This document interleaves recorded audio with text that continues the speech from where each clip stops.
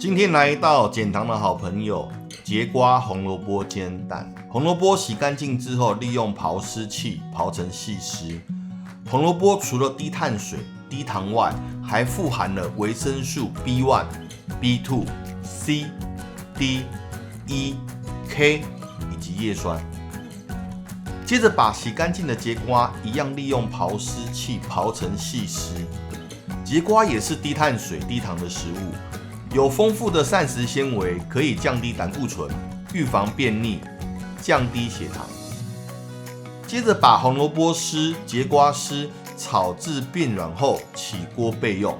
可以在炒制的过程里面加上一点点盐巴调味，软硬度就依照着个人喜好调整就可以了。